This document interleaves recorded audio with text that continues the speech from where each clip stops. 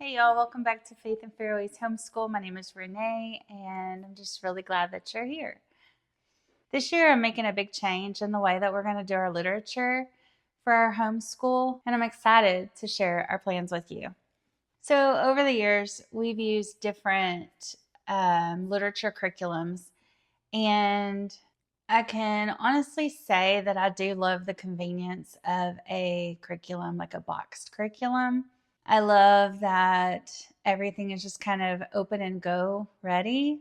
I like that the books are chosen for me. I like that it tells me everything I need to do a good job to teach it. So this change, I'm excited about it, but it is a little scary, I guess, or um, it's just going to be new. And so the dilemma with the box curriculums, I'm thinking, is just for my family in particular, is that my boys, they just never really like the books that are chosen with the literature curriculum. And while I get, you can't always probably love what you read, I would really like for them to enjoy it more. I would really love for them to get excited about reading. I have one son that is going to be doing like ninth grade work for transcript purposes, and then the other is doing more of eighth grade work. And the older they get, the more I'm realizing that they're just, begrudgingly reading through the text to answer the question. And usually, I mean, there's been a few that they've enjoyed, but for the most part, it's just, okay, what's next? And I don't know if I could find, like, I kind of know what they like. They love historical fiction. And so if I can find something that they really like and then use those books for our literature, who knows, they might become readers and enjoy it. And that would be wonderful. Because I've always used the box curriculum, and I've used some good ones. If you're wanting a box curriculum, I call it a box. I don't know that that's the right word for it, but I have used Generations. I really liked it. There's been two books that they really liked through that. They really enjoyed The Hiding Place. I did too. And then the other one was Heidi. And I think I enjoyed it more than they did, but it was still good. It was good to talk about. And I've used The Good and the Beautiful. And I like that those books, I don't have to pre-read or go through them, but for the most part, I'm not trying to say anything negative about them. It's just that it's not what my kids like to read for the most part. I don't think they've ever really enjoyed a book from there. So, what else have we done? Beautiful Feet. That's the only one I really for our homeschool. I know a lot of people love it, but it just wasn't my favorite. In switching things up, I have been learning about the Charlotte Mason method for literature and narration. I've read several Charlotte Mason, like the handbooks, and I'm really interested in her teaching style. But I got this book from Simply Charlotte Mason, and I really am learning a lot from this. And then I also got This Much May Be Done with Sparrows, and I also got this from Simply Charlotte Mason. I know that they're going to be very helpful resources for this coming year. So, like I said, since I'm kind of new to this approach, I'm learning as much as I can. But pretty much, they will read an assigned chapter or a certain number of pages. And in what I've learned is they say to kind of start it in short chunks. Don't give them, if there's a long chapter, I know that they're older, but go ahead and just start small and just kind of gradually build up to it because it's not something that they're used to narrate. After they finish their reading assignment, they will orally narrate to me about what they read, and that will show whether or not they understood what they read. The goal with the oral narration to begin with is just to kind of help them organize their thoughts and fairly quickly because I would like to go ahead and start getting into a written narration.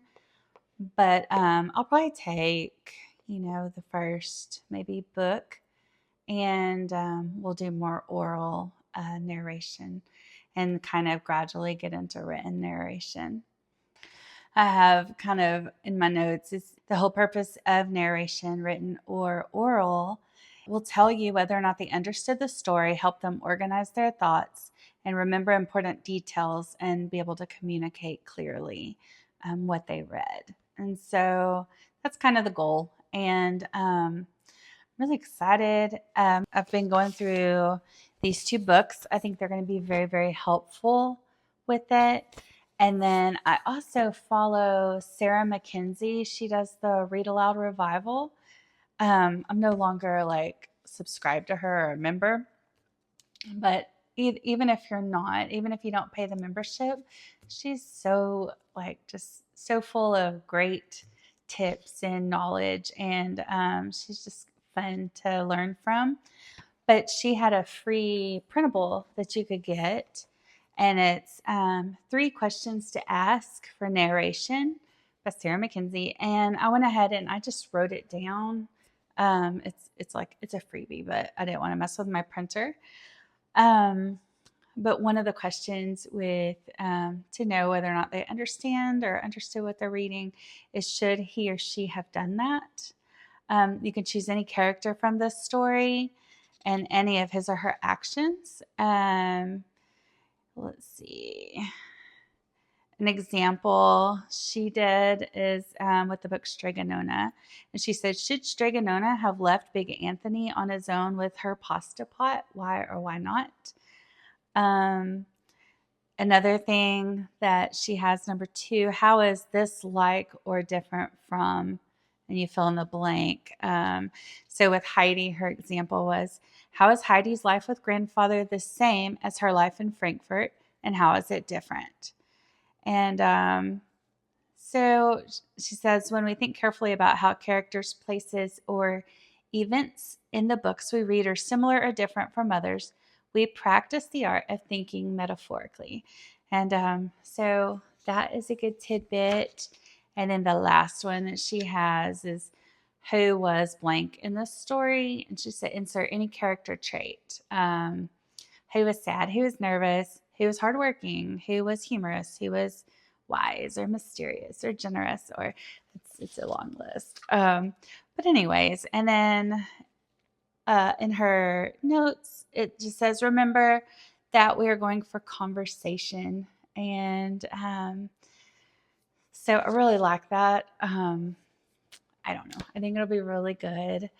And the first book that I know that we're going to start from is, I've not read it yet, but I'm going to read it. I don't know if I'm going to read it before or alongside, but it's called The Wednesday Wars, and by Gary A. Schmidt, maybe. I don't have it because my phone is what I'm recording on. So I have read Okay for Now, and it's that same author. And so if I've messed up, I'll type it in. But the first book that goes before Okay for Now is The Wednesday Wars. And so we're going to start with that one. And then eventually I got Wednesday Wars, Okay for Now. There's a third book by him that I might use for narration. Another one I have is this Dietrich Bonhoeffer. I'm not totally sure. This is a book that we were supposed to read last year, but we did not get around to it.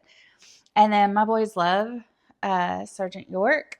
And so I found this, and I thought that this would be another good, good starting point. It's Gary D. Schmidt. So that is who wrote The Wednesday Wars and Okay for Now. And I know that those are the first 2 books that I am going to use. So, yeah. Another thing that Sarah Mackenzie, she said in one of her podcasts that I listened to is Narration is the knowing. And so it says if a child can thoughtfully tell back what they read, they've demonstrated genuine understanding. And that is exactly what we want. That's the whole point. So, anyways, she's just a great source of knowledge and help.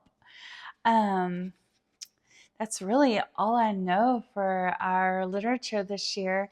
I do have a lot of our curriculum already purchased. I'm waiting on two things to arrive, and I'm waiting to order math till closer to when we start school.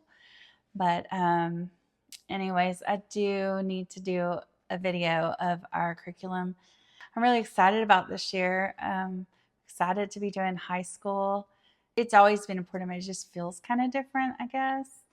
I'm really excited and hopeful that pairing books that I think that they will enjoy along with narration for our literature this year will be good. And it would be such a great thing if they could discover that they enjoy reading along the way. That would be pretty wonderful. Anyways, I hope that you all are doing well. And like I said, I'm going to get my curriculums video up. And I just appreciate you watching. And I hope you're having a really good summer and a really good week. And I'll talk to you later. Bye.